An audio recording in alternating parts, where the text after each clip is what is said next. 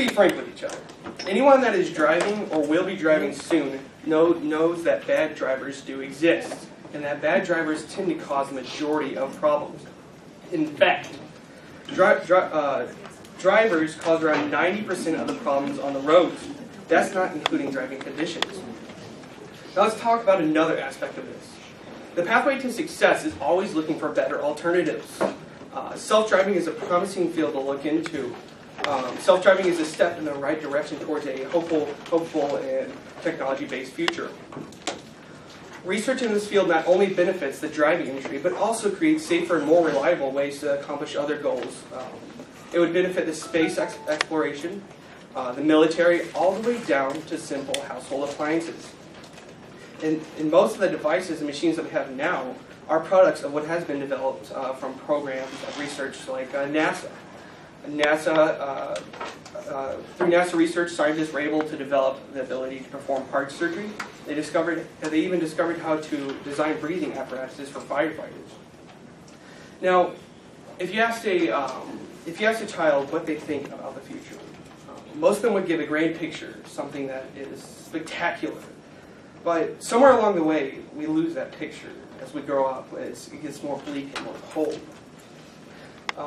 Now, I'm not saying self-driving is going to solve that problem, but it's definitely a positive way, a positive step into a more hopeful and potentially could change the course of the future.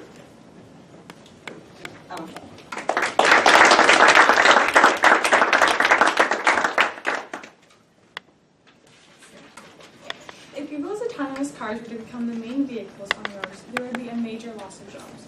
There are many jobs related to driving cars, such as truckers, taxis, and bus drivers, but if driverless cars were to take over, more than 3.5 million people would lose their jobs. Another issue with autonomous cars is the cost. The average American spends around $20,000 in a vehicle, and if these driverless cars cost over $30,000, how can Americans afford this? If all of Americans can't afford this, then the takeover of self-driving cars would not happen, and the safety benefits would not be there. The government should not push to use these cars until they are made more affordable to the public.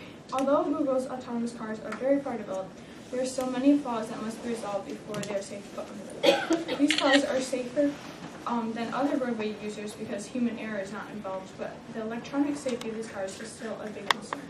The cars are open to hackers that can take control of things such as the acceleration pedal, braking, steering, essentially taking complete control over the car.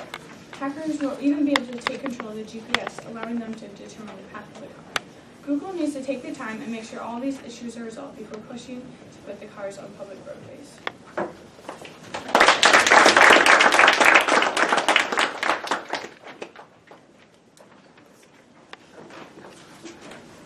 I forgot to remind you that you can take a time out if you want. You each have 2 minutes for whatever you want to time out. So does anybody need that before the Grand Crossfire, or are you good to go?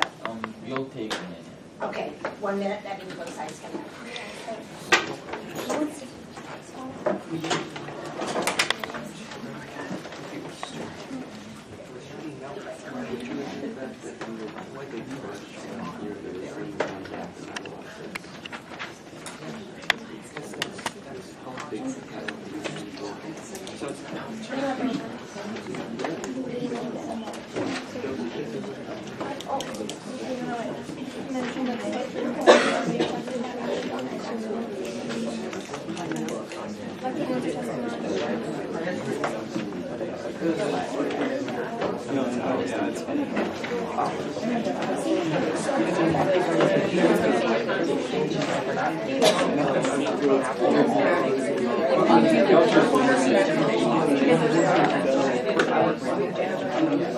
Guys, I think that was three of my final drafts.